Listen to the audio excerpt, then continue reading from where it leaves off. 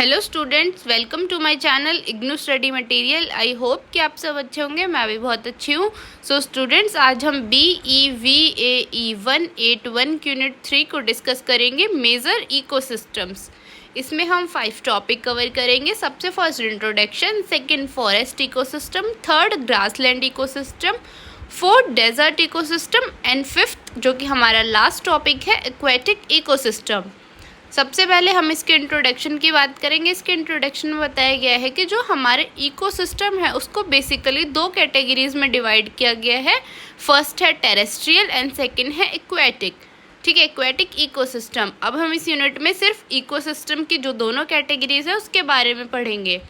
Next topic है आपका forest ecosystem. जो आपका फॉरेस्ट इकोसिस्टम है वो एक नेचुरल वुडलैंड है, ठीक है, जिसमें कि आपके प्लांट्स आते हैं, एनिमल्स आते हैं, माइक्रो ऑर्गेनिजम्स आते हैं, जो भी आपके नॉन लिविंग कंपोनेंट्स हैं जैसे आपका सॉइल है, वाटर है, क्लाइमेट है, वो आपस में क्या है, इंटरेक्ट करते हैं। ठीक है, बेसिकली क्या है कि जो प्लांट्स, एनिमल्स और जो नॉन लिविंग कंपोनेंट्स है वो आपस में इंटरेक्ट करते हैं। जो फॉरेस्ट इकोसिस्टम है वो थोड़ा कॉम्प्लेक्स और डायनेमिक है, ठीक है, जो कि बहुत सारी इकोलॉजिकल सर्विसेज को प्रोवाइड करता है और हमारी बायोडाइवर्सिटी को सस्टेन करने में हेल्प करता है। अब हम टाइप्स ऑफ फॉरेस्ट इकोसिस्टम पढ़ेंगे। सबसे फर्स्ट है आपका ट्रॉपिकल रेन फॉरेस्ट, जो कि इक्वेटर के पास होता है। इसकी जो डाइवर्सिटी होती है वो बहुत ही ज़्यादा हाई होती है, जो वेजिटेशन होती है वो डेंस होती है और यहाँ पे बहुत ज़्यादा बारिश होती है। टेम्परेट फॉरेस्ट, जो कि आपके रीजन्स में फाउंड किए जाते हैं, ठीक है, जो 4 सीजन्स होते हैं जो उस रीजन में मिलते हैं, जैसे आपका ईस्टर्न USA है, यूरोप है। ठीक है, यहाँ पे जो ट्रीज़ हैं, मतलब जो पेड़ हैं, वो सर्दियों में अपने जो लीव्स हैं उनको गिरा देते हैं और यहाँ पे जो रेनफॉल होती है वो बहुत ही मॉडरेट होती है। नेक्स्ट बोरोल फॉरेस्ट, जो कि आपके नॉर्दर्न लैटिट्यूड में लोकेटेड है, जैसे आपका कनाडा है, रशिया है। ठीक है, यहाँ का जो क्लाइमेट है वो बहुत ही कोल्ड होता है और जो ग्रोइंग सीजन है वो बहुत ही कम होता है।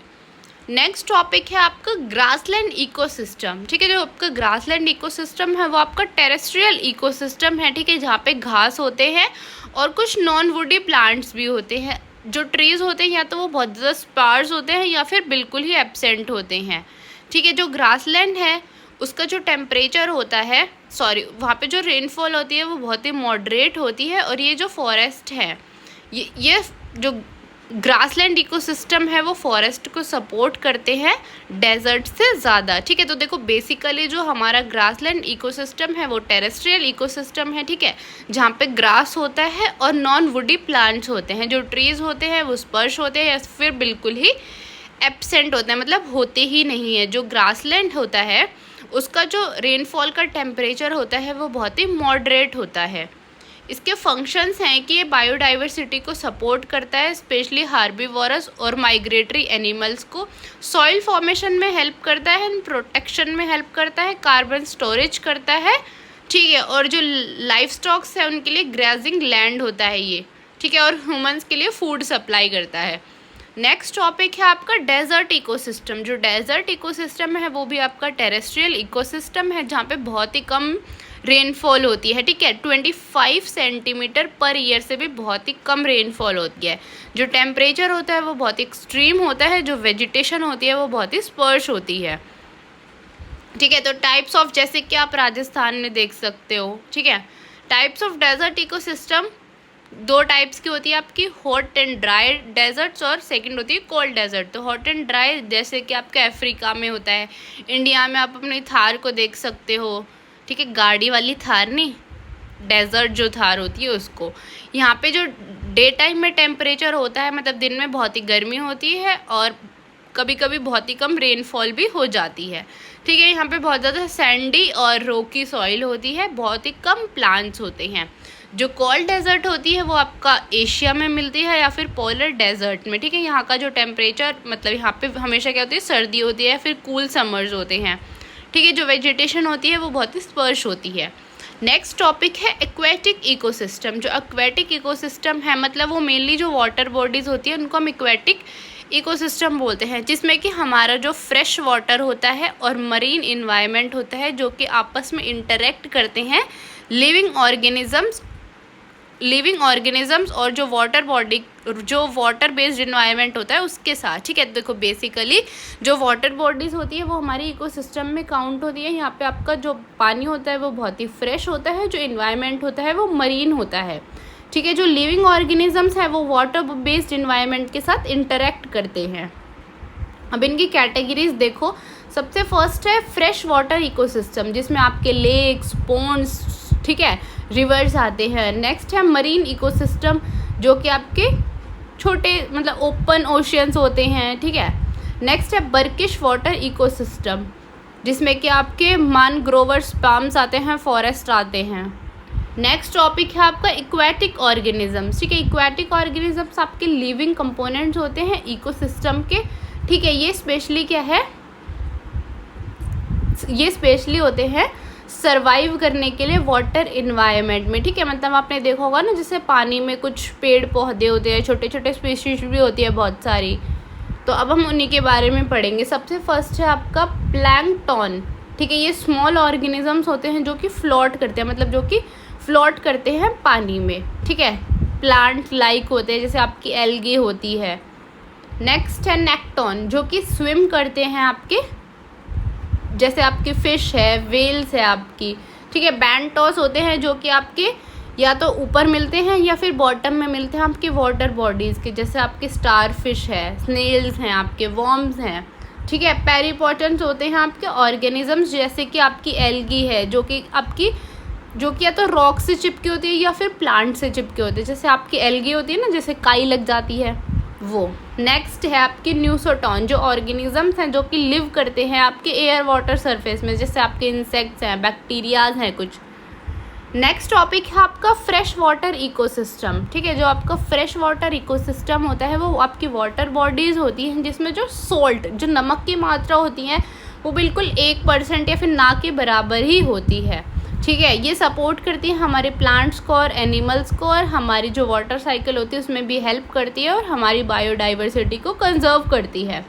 ठीक है, इसमें भी आपके दो तरह के होते हैं। फर्स्ट है आपका लेंटिक इकोसिस्टम, जो वाटर बॉडीज़ होती हैं जो फ्लो नहीं करती हैं। ठीक है, या फिर बहुत ही थोड़ा थोड़ा सा फ्लो करती है, जैसे आपके लेक्स हैं, पॉन्ड्स हैं। ठीक है, और जो लॉटिक इकोसिस्टम होता है वो वाटर बॉडीज़ होती है जो हमेशा कंटिन्यू फ्लो करती रहती है, जैसे आपके स्ट्रीम्स हैं। ठीक है, झरने वरने होते हैं आपके। नेक्स्ट टॉपिक है लॉटिक इकोसिस्टम रिवर्स। ठीक है, जो आपका लॉटिक इकोसिस्टम होता है उसमें आपका फ्रेश वाटर होता है जो कि हमेशा फ्लो करता रहता है, जैसे आपके रिवर्स हो गए। ठीक है, जो आपके रिवर्स है वो लार्ज होते हैं, डायनेमिक वाटर बॉडीज़ होती हैं। ठीक है, जो कि आपकी बायोडाइवर्सिटी को सपोर्ट करती है और हमारी ह्यूमन लाइफ को सस्टेन करती हैं। इसके कैरेक्टरिस्टिक्स हैं, जो वाटर फ्लो होता है वो हमेशा एक डायरेक्शन में होता है, हायर से लोअर में। ठीक है, मतलब ऊंचाई से निचाई पे। और जो वाटर का फ्लो होता है वो फ्लोइंग वाटर जो होता है वो बिल्कुल वेल ऑक्सीजनेटेड होता है। ठीक है, मतलब बेसिकली ये जो पानी होता है वो हायर से लोअर डायरेक्शन में फ्लो करता है, और जो फ्लोइंग वाटर होता है वो बिल्कुल उसमें अच्छी तरह ऑक्सीजन होता है। नेक्स्ट टॉपिक है आपका मराइन इकोसिस्टम। ठीक है, तो ये आपका एक्वेटिक इकोसिस्टम है जो कि आपके सॉल्ट वाटर इन्वायरमेंट में मिलता है, मतलब जो भी आपकी वाटर बॉडीज़ होती है जिनमें सॉल्ट होता है, जैसे आपके सीज़ हैं, ओशियंस हैं। ठीक है, ये आपका सबसे लार्जेस्ट और मोस्ट डाइवर्स है आपके अर्थ पे, जो कि 71% अर्थ को कवर किए हुए है। इसकी इम्पोर्टेंस है कि ये हमारा जो वर्ल्ड वो होता है, ये हमारा 50% वर्ल्ड ऑक्सीजन को प्रोड्यूस करता है। ठीक है, ग्लोबल टेम्परेचर को रेगुलेट करता है, अपनी कार्बन साइकिल को करता है, फूड का सोर्स है ये फिशेस के लिए। ठीक है, टूरिज़्म को सपोर्ट करता है, और बहुत सारे लोगों के लिए मिलियंस ऑफ लोगों के लिए लाइवलीहुड भी है ये। नेक्स्ट एंड लास्ट टॉपिक है स्ट्रॉस। ठीक है, जो स्ट्रॉज होते हैं वो डायनेमिक कोस्टल वाटर बॉडीज़ होती हैं, जो देखो इसमें क्या होता है, जो आपका फ्रेश वाटर होता है रिवर से या फिर स्ट्रीम से, वो मिलता है आपके सॉल्ट वाटर के साथ जो कि आपका ओशियंस में होता है। ठीक है, तो देखो ये आपका डायनेमिक कोस्टल वाटर बॉडीज़ होती हैं, जहाँ पे जो आपका फ्रेश वाटर रिवर से निकलता है या स्ट्रीम से निकलता है वो मिक्स हो जाता है सॉल्ट वाटर के साथ ओशियंस में। ठीक है, तो अब देखो ह्यूमंस के लिए क्या यूज़ है, फिशिंग कर सकते हैं, एक्वाकल्चर कर सकते हैं। ठीक है, टूरिज़्म कर सकते हैं, और हम क्या यहाँ पे पोर्ट्स और शिपिंग रूट्स में भी हमारी ये हेल्प करता है। आई होप कि आपको ये यूनिट समझ आई होगी। अगर फिर भी आपको कोई डाउट है तो आप मेरे से कमेंट्स में पूछ सकते हैं। एंड स्टूडेंट्स प्लीज़ आप प्रोनाउंसिएशन के लिए कमेंट मत किया करो। अगर आपको लगता है कि कोई प्रोनाउंसिएशन ठीक नहीं है तो आप गूगल पे खुद भी चेक कर सकते हो, ठीक है। And thank you for watching.